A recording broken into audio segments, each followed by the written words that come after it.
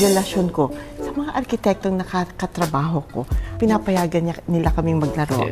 Pero wala talaga kaming pakialam sa labas. And ikaw rin, being isang creative, dadating rin sa buhay mo na kung marami ka ng dekada sa industriya, gusto mo na rin mag-mentor o magturo.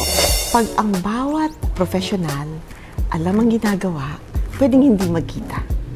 Diba? Kasi ang mga plano, hindi nagsisinungaling. Oo. Nag-uusap yung mga sketches natin. Correct. Correct. Diyan naman magandang araw para mag-welcome back sa YouTube or sa Facebook page.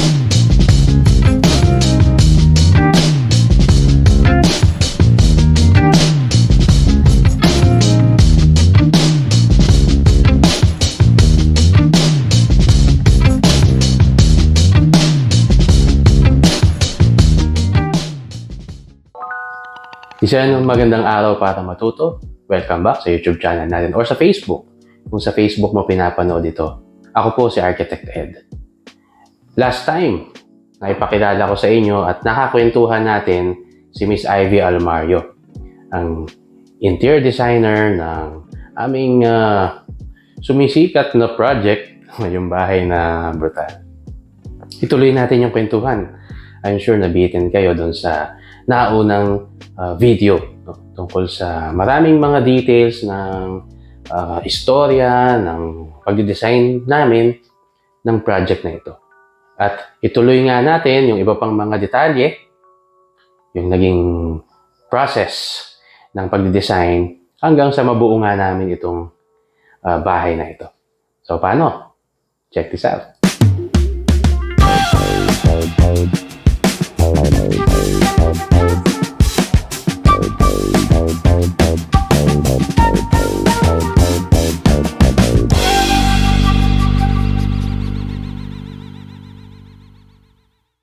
Ed, kung ako natuto sa'yo sa bilis, anong natutunan mo sa akin? Naku, dami. Ay, bilis din ata. Ano? Ang unang-una yung bilis din. Kasi nagkukwento tayo. Yeah. Maya-maya, dyan na yung... Parang ganito yung root eh. Ito yun. Ito mapakita natin. Ito pakita natin. Ang dami niyan. Ako yung kwento nito. Ganito po mag-usap ang mga architects at mga interior designers. Ayan. Ganyan kami mag-usap. Ayan. Sunod-sunod po yan. Patong-patong. So ito po ay ginawa lang. Ito lahat na to, mga 30 minutes lang. Oo. Ganon. Yung ano. Yun. So, yun yung... Number one po yun. Ito, bilis. Ang bilis ng isip nyo. Oo. Tawag nga sa inyo, genius. Kasi ang bilis eh. Tapos yung idea. Oo. Parang para sa akin kasi ang majority ng mga client ko po mga middle income. Yes. Mga young professionals. Young professionals, working class. Correct. Pero dito nakakita ako ng elegance. At the same time, minimal. Minimal sa construction, minimal sa cost. Nakita ko yung pwede palang gawin yun. Elegant at the same time. Correct. Matipid siya. Correct. At ang isa pa na magandang linabasan was, totoo nga na maliit yung footprint nung lote. Pero, ang ginawa natin, yung mga lugar na matagal sila, dahil doon sila kakain, doon sila mag-uusap, at saka inaral naman natin ang kliyente natin, daming kaibigan. So, yung circulation, pwede sila mag-party. Pamilya nila. So, hindi dahil maliit ang lupa, ibig sabihin lahat liliitan. Pwedeng normal, no? Normal at malaki ang kusina. Yung man cave, malaki. Malaki yung masters. Pag nawala na yung sinabi mo na addicted ka sa i-check off yung box na ito, at yung box na ito, at yung box na ito. Tapos, pinalitan mo yung pag-iisip mo na, hindi, hangin lang yan na nag-uusap. Bubuka at bubuka yan eh. Diba? No? Bubuka at bubuka yan, So, that's what we did. Kaya very proud ako dito. Nakakailang video na tong bahay na to. At saka, Oo. nakita ko rin, ma'am, na Yes. maraming nagkagusto talaga dito sa ginawa natin. Oo nga eh. Ang dami. No? Sinasabi ko rin sa aking mga friends na, nako, sabi ko, I'm so impressed. Ang ganda ng aming collab. Una kong bisita dito, natuwa na talaga ako, Ed. Up to now, hindi nga maintindihan nila Ruth yung expression na, sabi ko, ay, nag-uusap ang ceiling at ang floor. Ang ibig ko sabihin doon, nakahinga sila. Walang slab in between. Nag-usap sila. Diba? Tuwa ako doon. Tapos, nung isa pang bisita dito, lumalabas na yung kitang-kita ko na yung I-beams. Kasi buo na siya eh. Oo. Natuwa rin ako sa methodology mo. Kasi ang linis ng job site. Ang linis talaga ng job site. Parang kumbaga sa industriya, plum na yung walls. Plum. Naka-ano na po siya? Asintado na, hulog na. Hulog. Maayos na. Natuwa rin ako doon. Yung pangatlong bisita, magkasama yata tayo ba? Na nakita ko na ang liit ng opisina. Opo. Ay, wala yata. Wala ka. Kami lang nila Bob, nag-ikot kami. Kasi, ang stages ng pag-imbita sa akin is yung kalinisan ng job site. Yung pwede ka nang maglakad. Naglilinis po talaga kami kapag... pag darating kayo, naglilinis. Kala ko pa, no? Kasi nga, linis naman ng job site. Ed, Oo. the queen is coming tomorrow. Ayan, so, linis tayo.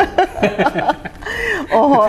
Usually po, ang interior designer ay nakakapasok na sa job site pag hindi na mahirap sa amin. Kasi minsan pag marami pang scaffolding, marami pang bukod sa delikado, Hindi pa kita eh. hindi pa kita eh. Oo, hindi pa kita. Oo. So, nakita ko na, sabi ko, Ruth, sabi ko, ang liit ng office mo. At saka, kilala kita. Maski, kilala ko na kung paano ka magtrabaho. Sabi ko, bakit hindi na lang natin gawing office yung isang room? Kasi, pwede naman tayo maglagay ng kama sa man cave. Para, sabi ko, meron ka pang walk-in closet. Diba? Na, kinakausap ng banyo. Ganda ng circulation mo. Maliligo ka, buksan mo yung pintuan, mamimili ka ng damit, tapos okay na. Isa pa palang magandang ginawa natin nung naisip natin bigyan siya ng bathtub. Ayun. Ganda nun. Kasi in-extend natin, tapos go na go ka naman. Sabi ko, okay lang ba magka-extras? Sabi mo, ma'am ko, okay na yan. Ganon. So, yun. Dahil dun sa decision na yun, alam niyo ho, noon pa akong gigil na yung kwarto na yan na mamaya ipapakita ni Ed. Sana may view yan dito. Kaya lang, since ginagawang bedroom, kailangan ko talaga ng privacy. Kasi yan lang yung TV wall eh. Oo. So, nung sinabi niya na pumayag na sila. Office na siya. Ang una natin ginawa ay butasan. Yan. So, pangalawang bahay ko na ho ito na ginamit yung technology na sinasabi niya. Kaya very, very careful ako kasi alam ko, napakatibay ng technology na mahirap magpabakbak ng wall. So, in this case, unang-unang beses lang ako nagpabakbak ng wall. At ang hirap pa dahil bilog. Opo eh. Oo. Pero okay lang. Maganda naman yung naging maganda yung lumabas. Maganda talaga. Oo. Alam mo, ang gusto ko dito siguro kasi na isabi mo sa workers more o ganun ka talaga mag-lead ng, and your brother, we have to give him credit for it, ng crew ninyo na very respectful sila sa creatives. Pag nag-suggest ang creative, ganado sila. Walang alma, wala po yan sa plano, iko-costing pa namin yan, baka po ganyan. Gawa muna. Kaya yung mga mock-up na, Ed, ipaguhit mo ito at 5 feet in diameter. Tapos picture. Viber, approve. Ang bilis. Ang bilis, diba? So doon ako natutuwa. Kasi nung nagawa na yon, ang isang, doon rin sa visit na yon, na nagpakatotoo ako sa sarili ko. Hindi ko pa kayang brutalism sa loob. Pero, nag-usap din naman, ma'am, yung interior tsaka yung exterior. Correct. Kasi, hindi pa ako gumamit ng skim coat ever. Tuloy-tuloy. nagagamit ko siya sa isang room. Pero nung nakita ko sa buong bahay, sabi ko, first time, sabi ko, ang tendency ko ay putiin para lang siyang blanco na canvas. Oo. Hindi ko alam na may cost implication pala yun. Dahil yung nag-prepare na for the scheme coat. Buti na lang game yung aming mga clients, no? Oo. Kasi pag hindi ka sigurado sa isang bagay, minsan, ang natural reaction mo, paputiin na lang muna para maintindihan mo kung ano nangyayari. Hello! Hi, Bob! Hi, Sir Bob. Come, honey! Meron po kaming vlog. Okay. So, ayan, andito na yung kliyente. Sama niyo yun. Yeah, cute nun. So, okay na sa akin na black and white sana eh. Kasi yung I-beams mo itim. Di ba? Kaya lang, nung nakita ko yung jalousies, naku, nagulat na naman ako. Kasi, masyado namang akong naramihan. Naramihan sa... Hard masyado yung masyadong lines. hard yung... Oo. So sabi ko, kung itimin ko na lang yung walls, mag-uusap na naman sila. Importante ho yung pag-uusap eh. Terno. Ibig sabihin ko, Ititerno. Dapat iterno nyo, no? So, alam ko na naman, Ed, ang feeling ko nga, sinasakyan mo lang ako kasi alam ko na naman na gusto ko majority itim. Ayoko lang mahimita yung kliyente. Kaya inunti-unti natin. Ma'am, ang maganda doon sa naging black siya. Yeah. Para siyang naging frame ng garden. Correct. Totoo yun. Buhay na buhay yung garden. Totoo yun. Dahil black yung... Totoo yun. Oo. Pero ang trick ang trick doon, Ed, kung malakas ang loob mo mag-itim, dapat buong-buo ang loob mo kung ano yung ipuputi mo. Okay. Yun lang yun. Kasi contrast yun eh. Contrast is napaka-importante nun. Since hindi ko alam paano i-treat yung I-beams mo, kung saan may I-beam, Black. itim. Kasi nawala yung I-beam. Correct. Kaya itong wall na to, puti. Ang natutuwa naman ako sa mga pintor mo, game na game. Habang andito ako, makeup natin yan. Sige po, hanggang Tapos saan? puputiin na Dito kagad. po. Tapos gagawin na niya talaga, ang bilis. Oo, kaya ito, yung catwalk, yung ilalim ng catwalk, yan talaga. Dapat yan puti. Pati yung maliit na trim na yon, dapat yan puti. Ito nga, Ed, may sexy pa akong idea eh. Can you imagine, pag diniretso ko yung linya na yan, tapos gidanon ko lang, nakaslant, nakadiagonal. Nakaslant yung white. Nakaslant yun. Ang Tas sexy yung- niyan. Ang sexy niyan. Kaya lang naisip ko the day after, sabi ko, wag na lang. Ang bait mo, babatukan na ako. So, Kung anong ikagaganda. di ba? Yeah. So, ayun.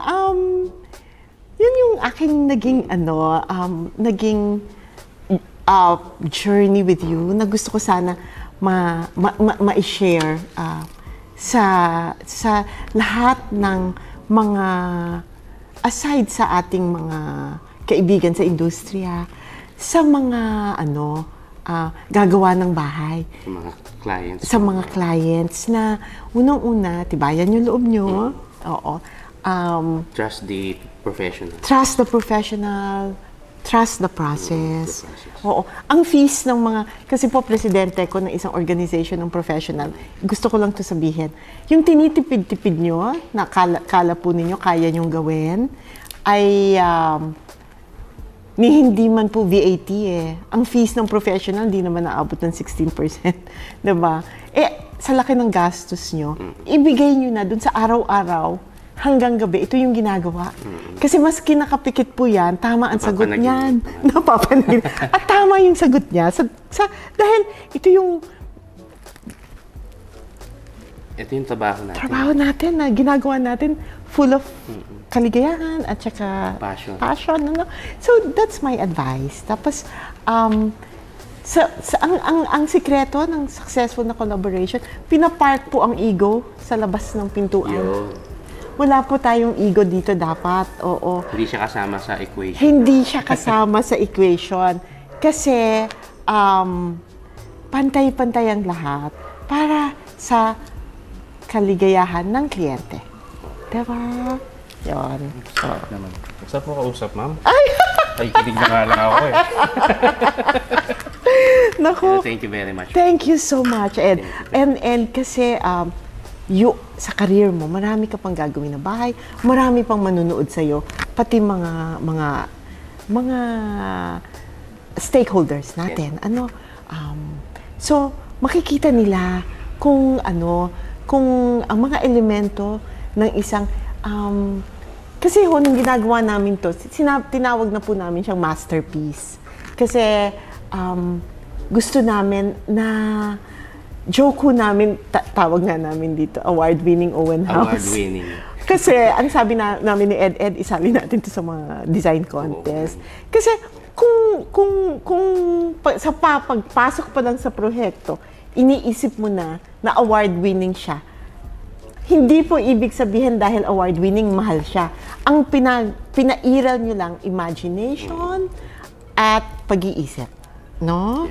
So, ayun. So, nakakatuwa naman kasi ang daming beses na lumabas sa dyaryo.